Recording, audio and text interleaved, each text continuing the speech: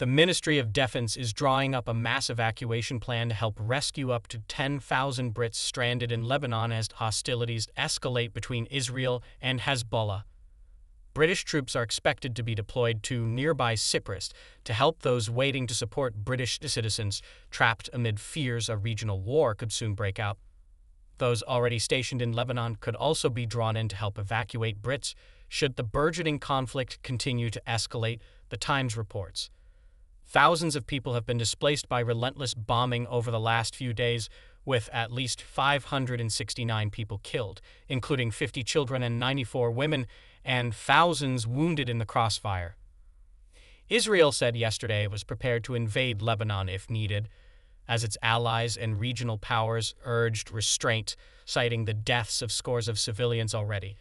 Israel's ambassador to the UN, Danny Danon, insisted today, however, we are not eager to start any ground invasion anywhere. In Liverpool, John Healey, the defense secretary, left the Labour conference early today to lead a high-level meeting on the crisis in Lebanon.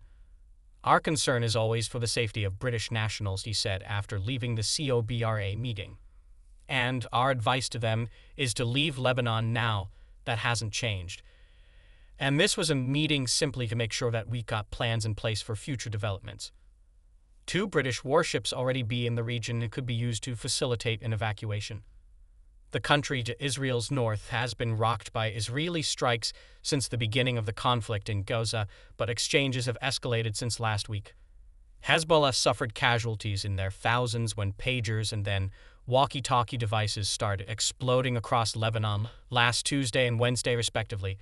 Israel later denied involvement but is widely believed to have carried out the attacks. Hezbollah retaliated with more strikes into Israel, and Israel has responded in kind, shelling Hezbollah's bases in the south of the country before pressing into Beirut yesterday. Britain's Foreign Office told Mail Online last night that it continues to advise Britons in Lebanon to leave while flights are available, but had stopped short of ordering an evacuation. In a post on Twitter X, Foreign Secretary David Lammy wrote, "My message to British nationals in Lebanon is leave while commercial options remain.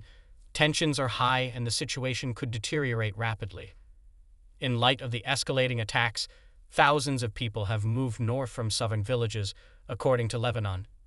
Shelters have been desperately set up in the south for people arriving in Beirut and Sagan.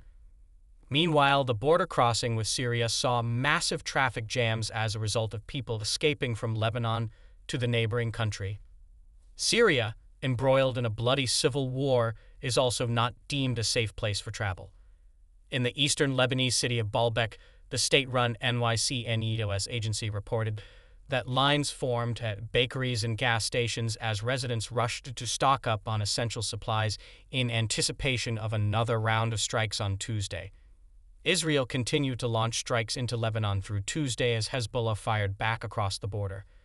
Israeli military officials said they carried out dozens of airstrikes on Hezbollah targets, including on a cell that fired rockets overnight and that tanks and artillery struck targets near the border. They also said they carried out a targeted strike in Beirut without giving details. Lebanon's health ministry said 6 people were killed and 15 were wounded in the strike in a southern suburb, an area where Hezbollah has a strong presence. The country's NYC-NEOS agency said the attack destroyed 3 floors of a 6-story apartment building.